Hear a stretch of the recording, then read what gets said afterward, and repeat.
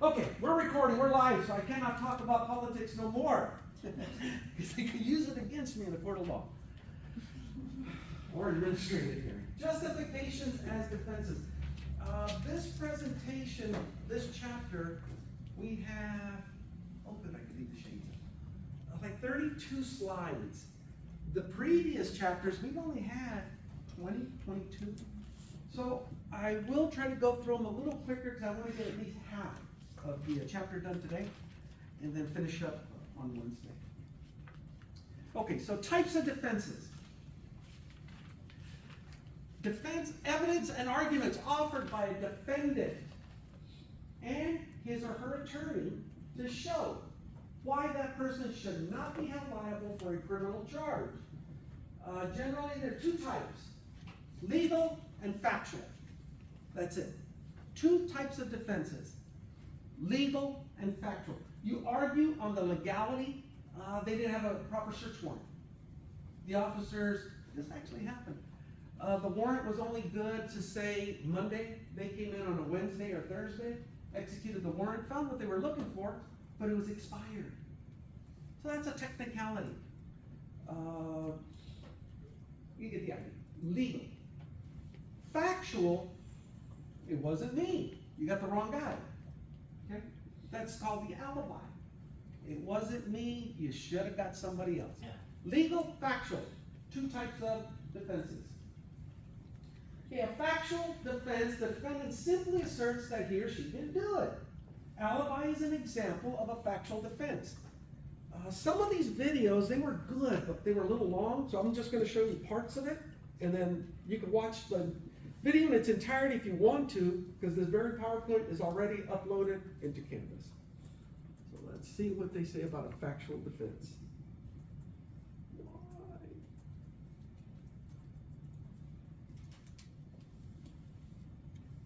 The NFL season is here. They are showing out with the breaking defense. Show me where to get that. In this video, we will introduce the mistake of fact defense in a criminal case.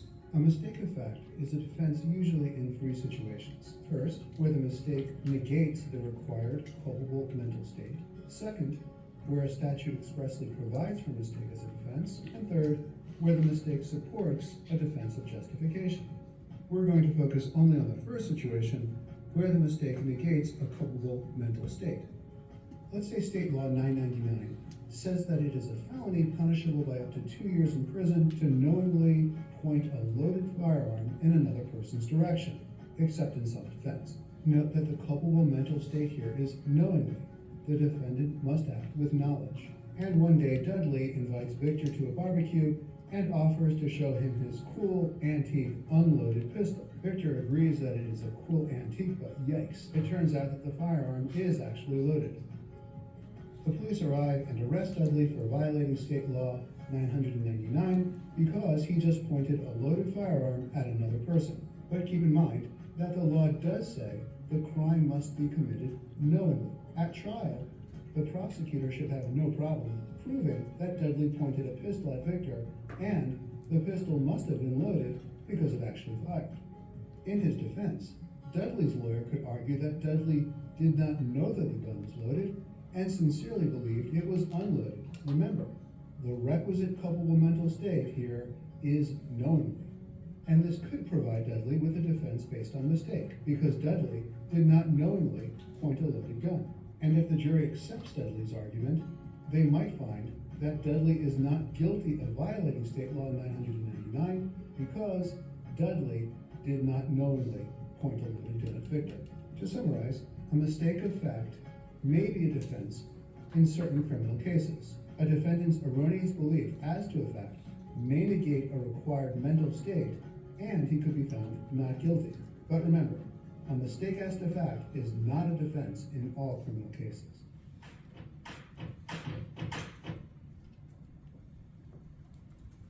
Okay. Factual defense. Remember the elements of a crime? In this one, it was clear. Must knowingly. Now, a good DA is going to charge the defendant with something they think they can prove. In this case, they want to charge him with 999. they would determine 999.4.5, just calling out numbers, saying that the defendant either knowingly or unknowingly pointed a firearm which was either loaded or unloaded in the direction of a human being, and the firearm discharged. Something to that effect. So there's other laws that this would fall into, but for this example, just realize the point was that they did not prove every element of 999, because they didn't meet the criteria for knowing. Legal, two forms of legal defense. Justifications in which the defendant admits to committing the act in question, but claims it was necessary in order to avoid a greater evil. Okay? Yes, I did it, but.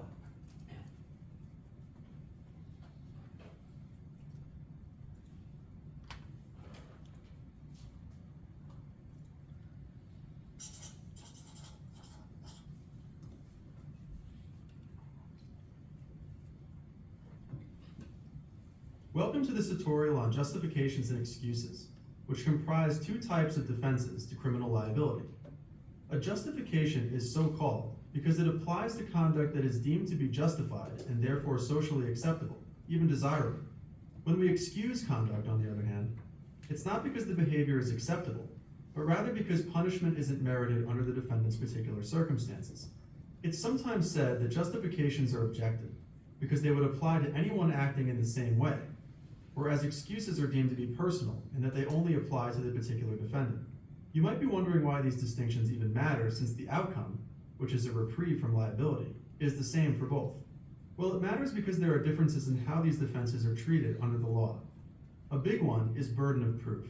Although the law is not conclusive, it tends toward the direction that justifications must be disproved by the government, whereas excuses must be proved by the defendant.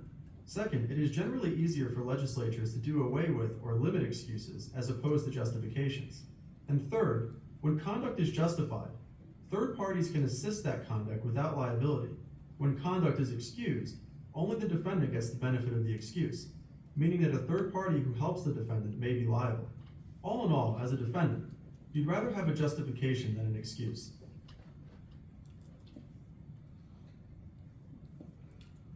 Okay, that was a quick one. Justifications, two forms. The first, defendant committed the act, but did so to avoid a greater evil. Like the presentation said, the other one is excuse. Justification and excuses. An excuse, the defendant claims that some personal condition, circumstance at the time of the act was such that he or she should not be held accountable for the criminal law. Both of these have in common that an injury or damage has been caused by a human being. You cannot charge that little monkey for violating the law, no matter how much you want to. Excuse. Yes, I did commit, but it was in the heat of passion. Crime of passion, 1. Mentally ill, 2. 3, there's one called statutory violation, which is only a violation because of your age limits, such as consensual sex. But if you're under age, it's still statutory rape, doesn't matter. Because under 18, the law says you, and it's not right, but it says automatically, you do not have the culpable mind to form consent. Now, magically, as soon as you turn 18, all of a sudden you do. So, justifications and excuses, and we're going to break it down and talk about each. All right. Justifiable, generally speaking, conduct that a person believes is necessary to avoid a harm or evil to himself, herself, or to avoid harm to another life, a human being. If the harm or evil to be avoided is greater than that which the law defining the offense seeks to avoid, sometimes referred to as a choice between the lesser of two evils. Yes, I used my club and I hit him over the head, knocked him cold, causing a concussion, 7 stitches on the head, a lot of migraines. However, he was out of control because he was drunk and he was causing harm. He was physically abusing his family, his friends that were over visiting. Hopefully that's never happened to anybody. You're at a party, somebody's had too much, they start acting stupid, they get violent, physically have to restrain this person. Get the picture? If you hadn't, it would have led to some more damage. So by your intervention, you actually help. Yeah. I have a quick question. Yeah. If you're 17 and you pepper spray a 12-year-old, can you get arrested? That's really where over here in left field. Senator, why would you pepper spray an 12-year-old? It's still an incident that just happened recently. What was the 12-year-old doing? Well, it was kind of like my sister's friend. Okay. And it was me in the, I didn't use pepper spray here though. It was another girl. She was 17. But Okay. don't you have to be 18 to have pepper spray? No. That's what I heard. No, maybe to 18 to buy it or even hold it, but think Right. about it. Say you're 17. There's a 12-year-old that somehow got a hold of a firearm and is waving it all over the damn place. You tell them to put it down and they're screaming, "I'm gonna kill you." Hell yeah, pepper spray me a 12-year-old. And it's very effective. And I don't cry, snotty ass kid. Yeah, but nowadays the 12-year-old sitting there playing whatever games they play, those things, right? And you walk up and think, "Oh look, and I just got this pepper spray," and you hit them with it. No. See, so it just depends on the circumstance. But she pepper sprayed a 14-year-old and a 12-year-old. There's more? Yeah. Anybody else? And she kept pepper spraying so she got other people in the way. And then, Why though? Why? What led her to have to use that pepper spray? For fun? let me tell you, we were fighting. Look, it wasn't like, we got in a fight. It was just a 1-1 fight. And then her friend wants to try to jump me, so my sister got off and started hitting her. And then her friend got off, and then they were just going at it, and then she got mad. And right when I came back outside, because I was calling my mom because I was already mad, and she started pepper spraying them. And then she tried pepper spraying one of my friends, so he grabbed her from the head and yanked her out the car, because she was in his car. Okay. The moral of the story, you gotta get better friends. That's the bottom That's line. my sister and her friend. I don't Disown know. her. Yeah, this is some shady stuff for most people. I don't know. Without actually digging deep into the I can facts. press charges, right? Sorry? I can press charges, right? Don't know. You could always call the cops and you could try. Right? They Sure. did call the cops. Okay. Good luck. I am. Good luck. Good That's luck. one of those that it just depends. We don't know. Don't pepper spray anybody unless you feel you're in imminent danger. Okay. The choice between lesser two evils. Excuse does not claim that the conduct in question was justified, but that the actor who engaged in it was, at the time, and not legally responsible for his or her action. Okay? Think of the insanity plea. At the time that I pepper sprayed this person, I was not in complete control of my mental faculty. And so I dispensed pepper spray, and it turns out they could be allergic to that too. Asthmatic people have respiratory issues, and they had a very negative impact. They were hospitalized for a week. Now it's more serious. So pepper spray is a great self-defense tool, but you gotta make sure when you're using it that you're justified. Okay, so the excuse, yeah, I did it, but you can't hold me culpable because. You have a question or scratch? No, I was gonna have a question. For example, like what she said about the pepper spray. So, like for example, let's say she used it because she was fighting one-on-one, and she saw a lot of people about to go for her. Can't she say that fear for her life because? We're gonna talk about that. Yeah, we're gonna talk about that.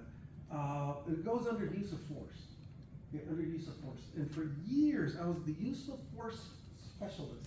I'd go to court and testify. I read so many reports to make sure that our cops were doing what they were supposed to be doing when they were applying force. And there's certain levels of force, things of that nature. So that question will be relevant when we get to that part. Okay, and I won't forget. All right. Affirmative defenses are different from other defenses because they impose burdens on the defendant. Remember, in a criminal trial, the burden of proof lays on the government. It is up to them to prove beyond reasonable doubt that you committed the act in question. When you take an affirmative defense, that burden switches. Because now you're pretty much arguing, yeah, what they're saying is true, but there's a reason. And it's up to you to prove to the jury that your reason is valid.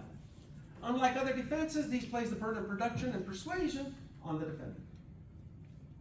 Is that clear? The burden of proof switches when you use an affirmative defense. And it's not used as often as you would think in a court of law. Most of the time, the defense lets the government present their case. And once they do, then they just poke holes at it. They go over the factual and the legal. Well, they said this, but in fact, we have a witness that'll tell you something a little different. They try to poke holes in the state's case. Not so much get their defendant up there to testify. Failure to raise an affirmative defense in a timely manner has serious consequences. The defendant loses the right to present the defense at trial. So you are these TV shows and movies where the surprise witness comes in at the last minute, says, Your Honor, we have that bull. Okay, there's reciprocity, disclosure. You can't do that. You can ask for a timeout, go in chambers, talk to the judge, see if they'll allow it, which they rarely do. So, the affirmative defense, you have to tell the government up front, usually during the prelim, that this is what I intend to do. Because it's weird how this thing works. The government has to disclose all their witnesses, evidence, everything in a timely manner to the defendant, okay, the defense attorney, so that the defense can prepare.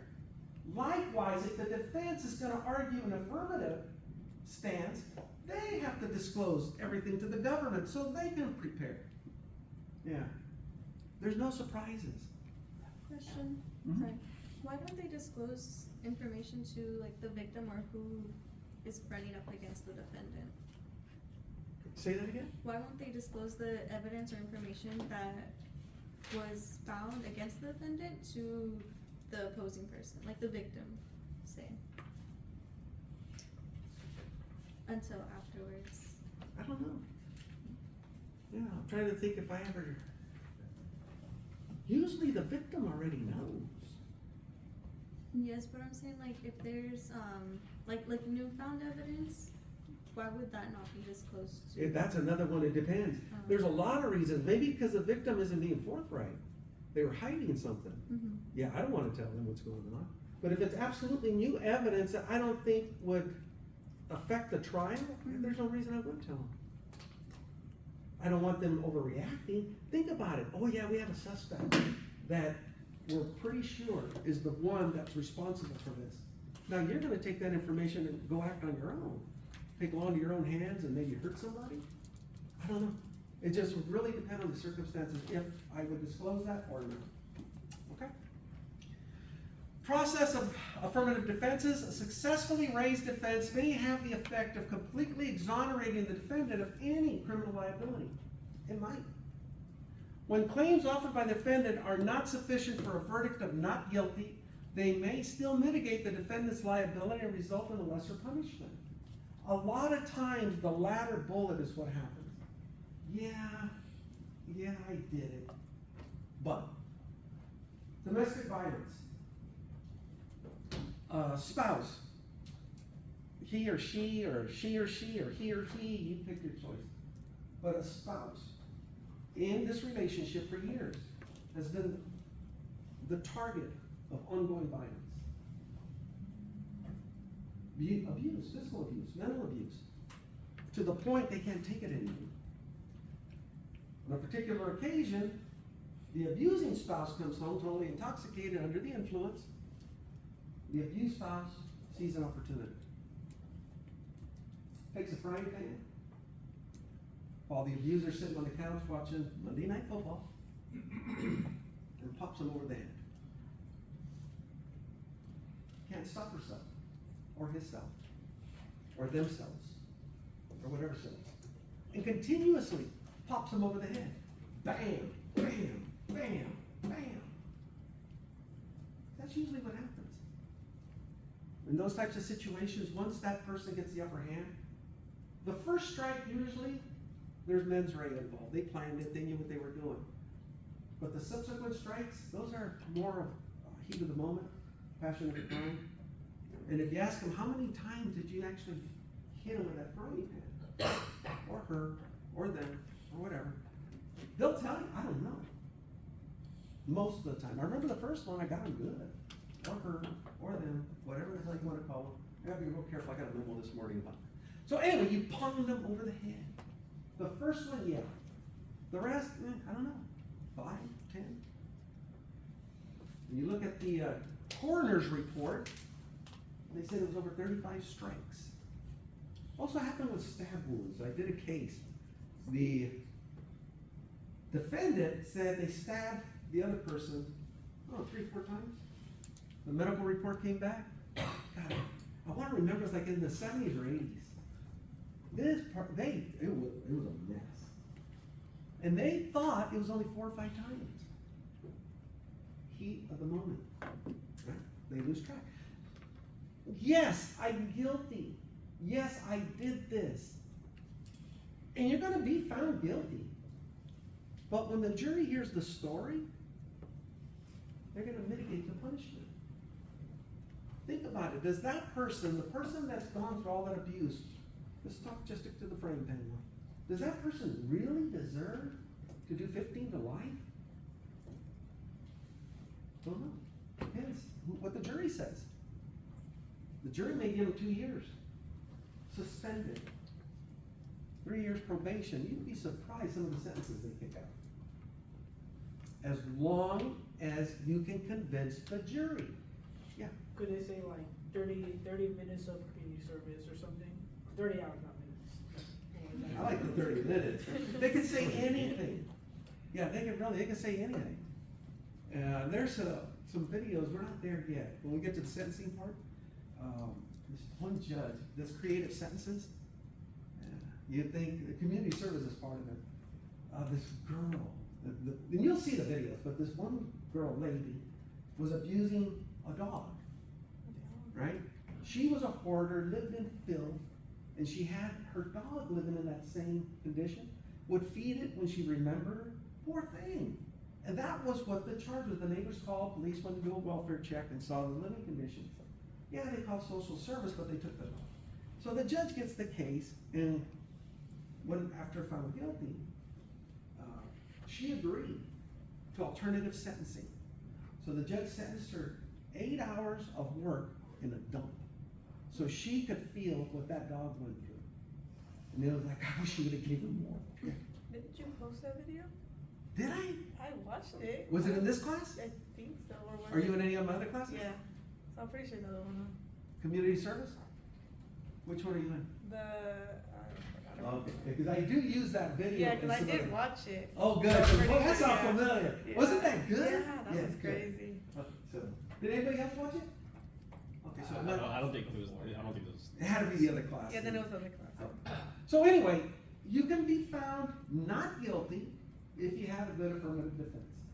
Or usually you get a mitigated punishment. That's usually what happens.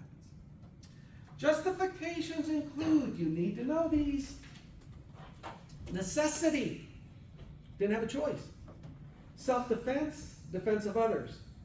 Defense of home and property, resisting unlawful arrest and consent. And I do not recommend anybody claiming it was an unlawful arrest and then resist. It doesn't work out well, it's hard to prove. I think that sergeant that was here kind of said the same thing. They're not all good cops. Sometimes cops have bad days or they're just bad cops. If you happen to fall victim to one of those, just go along with it. Wait till you get to the station, talk to a supervisor. Don't sit there and argue. I take criminal law at my son of Cinco College, and I know my rights. There's too many videos out there like that. Don't do that. Just say, yes, officer, yes, no, thank you. I'll cooperate. I don't agree, but I'll cooperate. And go along with it. This might be the longer video. Everybody get these? Yep. No. Yeah. No, yeah, no. Good.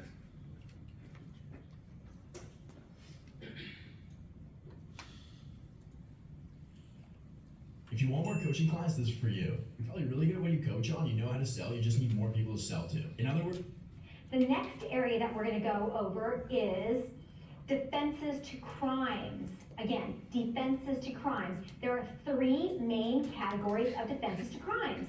Those three main categories of defenses are, number one, justification, number two, excuse, and number three, mitigation. Again, the three main categories of defenses to crimes are justification, excuse, and mitigation.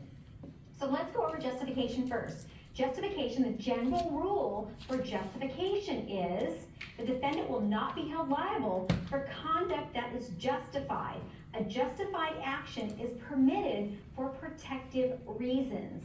Once again, the rule for justification is a defendant will not be held liable for conduct that is justified. A justified action is permitted for protective reasons. There are 5 main types of justification. Let me go over those for you. Number 1 is necessity. Number 2, self-defense. Number 3, defense of others. Number 4, prevention of crime. And number 5, defense of property. I'll say those once again. Number 1, necessity. 2, self-defense. 3, defense of others. 4, prevention of crime. 5, defense of property. Now let's go right into necessity. Necessity. The rule of law for necessity is a defendant may assert a defense of necessity when there would be a greater harm.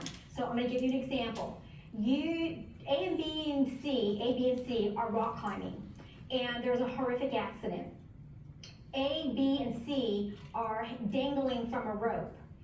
A and B are on the top, and the only way for A and B to be saved is for B to cut C off and let him go, because the rope just cannot hold that weight. Out of necessity, to save the two above, would B be justified in cutting the rope and basically killing C? The answer to the question would be yes, because he had to kill one to save two. Once again, his defense would be he had to kill one, he had to cut the rope to save two.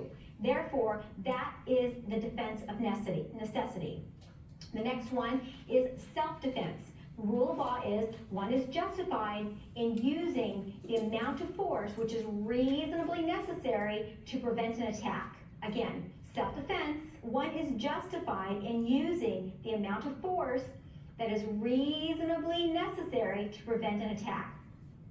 Deadly force under self-defense is only justified when there's a threat of serious bodily injury or death. Once again, you're only justified in using deadly force under self-defense when you are being threatened with serious bodily injury or death. There's a split between the common law and the modern law, and I want to go over that with you. Under the common law, which is the minority, required that the person try to attempt to retreat if they were able to before they used deadly force.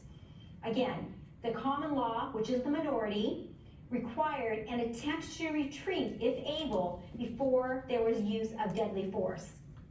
The model penal code and the majority, and what you want to use on the MBE, is there's no need to retreat before using deadly force if there's a reasonable risk of death or serious injury which is imminent. Again, under the model penal code, which is also the majority, and what you would want to use on the MBE portion of the bar exam, there's no need to retreat if there is a reasonable risk of death or injury is imminent. Number 3, defense of others. The rule is one is justified to kill if another is in peril of death or injury. So basically you're just coming to the rescue of another. It's the same basic rule for self-defense. You're justified in using the amount of force that is reasonable under the particular circumstances. So you would want to use the reasonable man standard, reasonable person standard. So there's a majority and a minority split here. I'm going to discuss that with you. The minority says that you step into the shoes of the person who you're defending. So let's say, for example, you come up into an alley and you see a guy holding a gun on another guy and you think he's being robbed, and you go and you attack the guy with the gun. Later to find out that that is a police officer arresting somebody. He's not mugging someone, he's actually a police officer that is arresting somebody. You just went and defended somebody who was being arrested. You attacked the police officer. The minority rule says you step into the shoes of the person you are defending. Therefore, in that particular circumstances, you would not be justified in going after the police officer. However, the majority and the MBE says that you are allowed a reasonable mistake. Again, for defense of others, you are allowed a reasonable mistake. Moving forward, number 4 under justification is prevention of a crime. And we have a split here. Under prevention of a crime, under common law, one was justified in using deadly force to stop the commission of a felony. Once again, under common law, one was justified to use deadly force to stop the commission of a felony. However, under the model penal code, which is also the majority and what I want you to use on the MBE, the rule of law limits deadly force to imminent public danger, and only the police, not an ordinary citizen, may use deadly force to prevent a crime. Once again, under the model penal code, the majority and the MBE, it limits deadly force to an imminent, meaning immediate, public danger, and only the police, not an ordinary citizen, can use deadly force to prevent a crime. So that is crime prevention. Number 5 is defense of property. The general rule to defense of property is you may never use deadly force to defend property of your own, property of another. Again, the defense of property general rule is no deadly force is allowed or justified to protect property. We do have one exception. That exception is when you are in your own home. You can protect yourself in your own home by using deadly force. Once again, the general rule for defense of property is deadly force is not justified to protect your property. The one exception is when you are in your own home and you want to look for a burglary. So that's the one time that you can use deadly force for defense of property. So once again, I'm going to just go over those quick 5 justifications to criminal conduct. The rule of law is the defendant will not be held liable for conduct that is justified for protective reasons. And the 5 justifications are necessity, self-defense, defense of others, prevention of crime, and defense of property. Moving on, the next category of defenses to crimes is excuses. So excuses to criminal conduct. There's basically 8 types of excuses to criminal conduct. Those 8 types are 1, insanity, 2, diminished capacity, 3, infancy, 4, intoxication, 5, mistake, 6, duress, 7, consent, and 8, entrapment. Once again, insanity, diminished capacity, infancy, intoxication, mistake, duress, consent, and entrapment. Now let's talk about the first one. The first one, under excuses to criminal conduct, insanity, there are basically... Okay. We're going to talk about most of those down the road. I said, if you want to hear the rest of the video, it's posted for you. Okay, justifications. Our bullets, a little different than what's on the video, but the content's about the same. Necessity. She gave the example of the rock climbers. Had to cut the rope. Do you think that's ever really happened? Oh, yes, that's where they get the example from. There's another one, they're in a boat, and something went horribly wrong. And they were running out of food or something, one was injured, the boat was sinking, it couldn't hold the weight, and one had to be sacrificed. Yeah, and that really happened. So it does happen out of necessity. Of course you don't want to, but you have to use force, even lethal force. Self-defense does happen. That one about putting yourself in the shoes of the person, I don't like that, but it is part of the law. Defense of others, be careful trying to step in and be the hero. Oh yeah, I'll help you, I'll save you. They could be the bad guy. They could be the bad guy. 2 guys fighting, 2 people fighting. You walk up and you see this, right? One guy, when you see this, is on the ground and the other one's on top. So you say, well, this isn't right. You take off what you believe to be the aggressor and take them off. The other guy gets up, grabs a knife out of the pocket, and stabs the other guy. Says, what the hell just happened? He was just fighting for his defense. You don't know, don't read into it. Be very careful, as just a citizen getting involved. They got the Good Samaritan law that says, oh yeah, you're protected for a mistake. I wouldn't even go there. And nor have I ever had to, so thank goodness. Just because one guy's on the ground getting the crap beat out of him, doesn't mean he's the victim. Just means he's the loser. He's losing the fight. Could have been he instigated he or she instigated the whole damn thing. Now the person on top got the advantage. Brings us to your question. Once you have the advantage, you've defended yourself. The law does not give you permission to continue to cause harm. So that doesn't mean just because you got the upper hand, you're going to continue to punch this person, giving them elbows. You can't do that. Once you have the upper hand, you stop. You've mitigated the threat, it's done. Very important quality of self-defense. Once you've defended yourself successfully, you stop. I saw a video of this, there's this guy, I guess he was like really high, he tried to take this lady's baby, so a wrestler came up and body slammed him into the ground, and then he just held him in like a wrist lock the whole time, and then... Wait for the cops to show up. Yeah. That's perfect. If you look at the way officers react, the way they're supposed to react, they're not trained to really affect injury or inflict injury.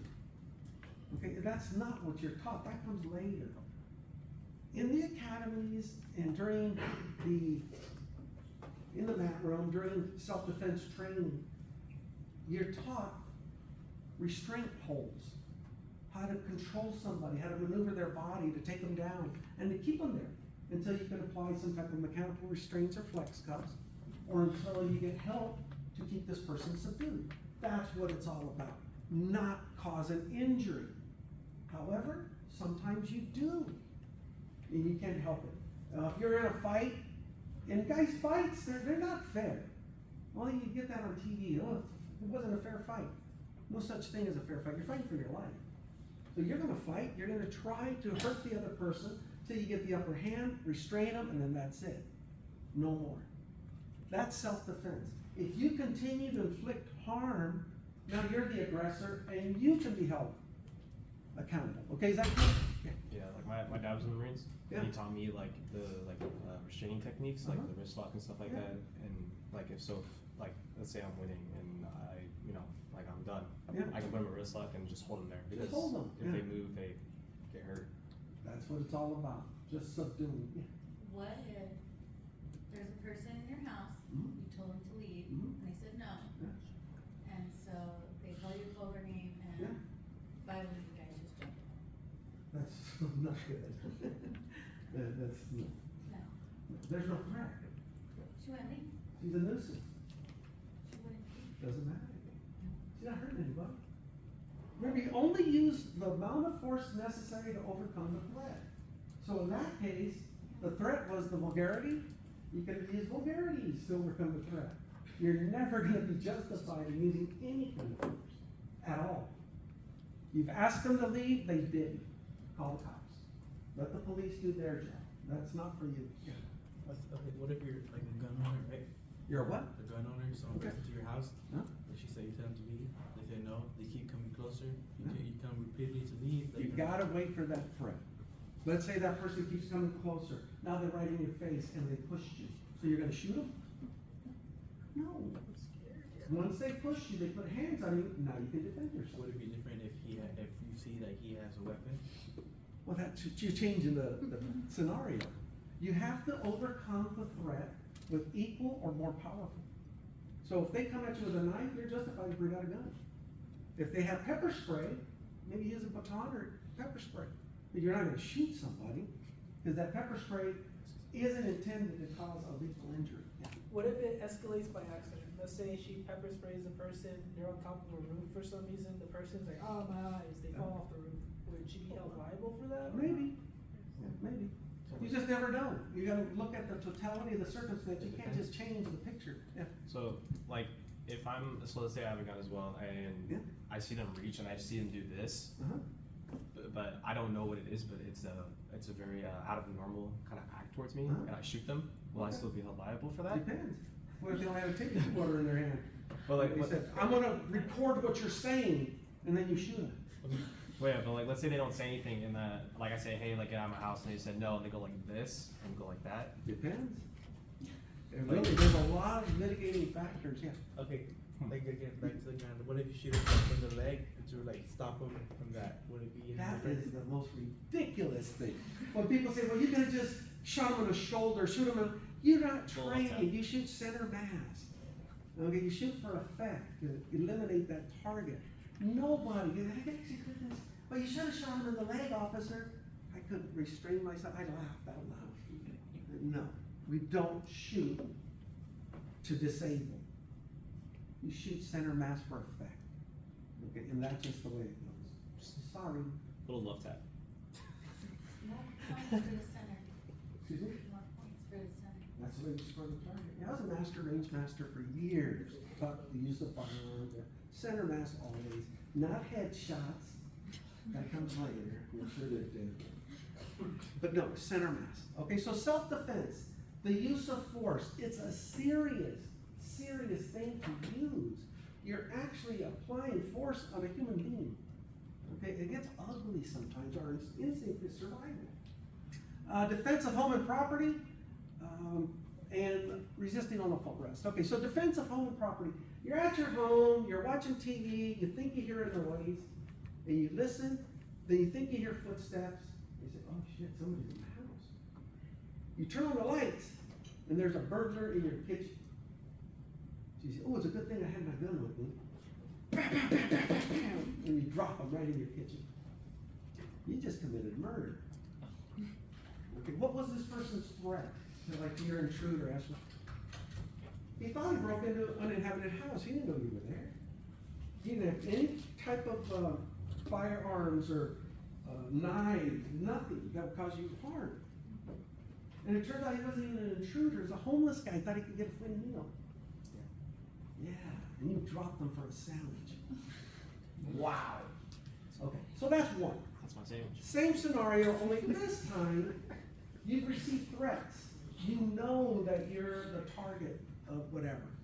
So that's why you have your gun with you. You turn on the lights, this person turns around and actually has a gun in their hand. Goes to point it at you. Now you drop them. Self-defense, defense of property, you're absolutely justified.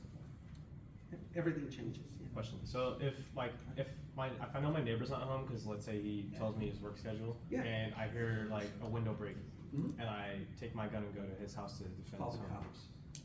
Let's just say Yeah. let's just say I'm dumb and I'm like, I'm gonna go defend my neighbor, even though it's on my property, and I killed him. Will I be technically trespassing because I'm on his property as Could well? be. You very well could be, yeah. And it's not gonna go good for you, no matter what. Yeah. Yeah. The process. Over here first. So what you're trying to say is that we have to wait till something bad happens. Exactly, that's the way the law is. You do.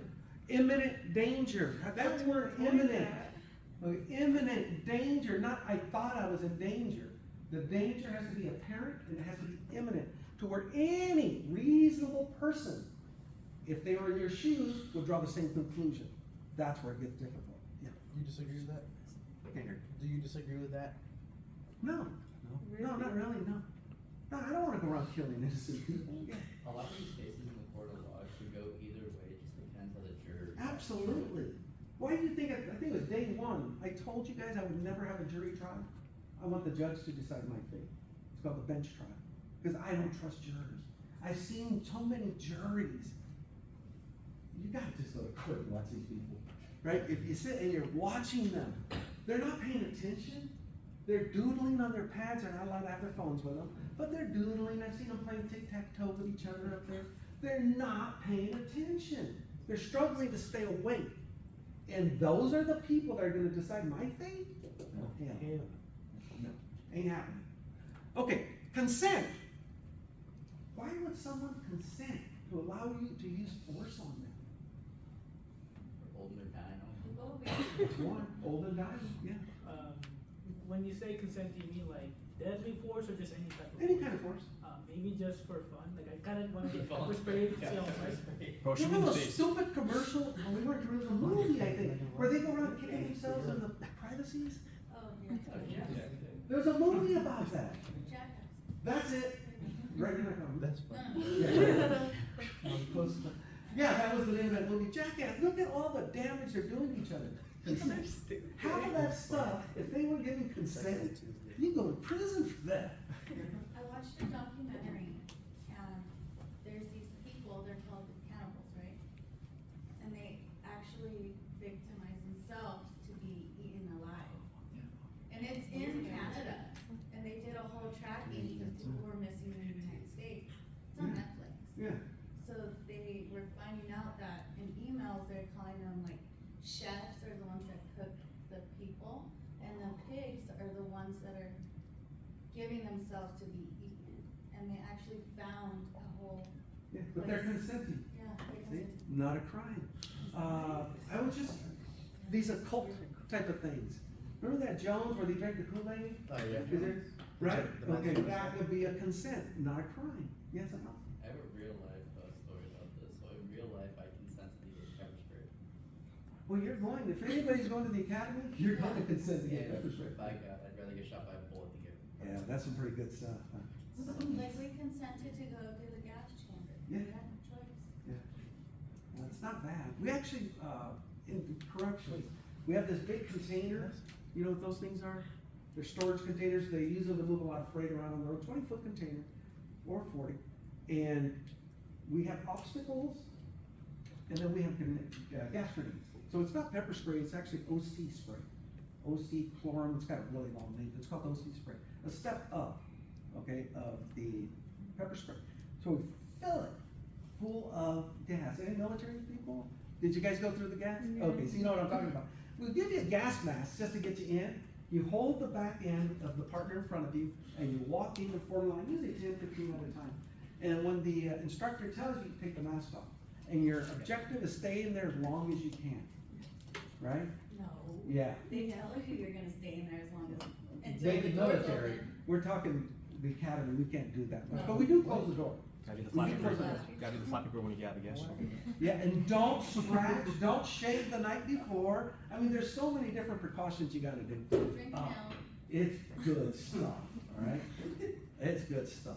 Anyway, consent, that's what we're talking about. Those people gave consent to put themselves in harm's way. Even the cannibals did. Good job. Okay, necessity. And then I think I'll stop here. A defense to a criminal charge that claims that it was necessary to commit some unlawful act in order to prevent or avoid a greater harm. The video did a good job of explaining the differences between common law and model penal code. So it kind of talks about it here. Just know that there is a law that says you can actually cause significant harm, even lethal, if there's a need for it, such as the examples that we discussed. Let me just get the roll here.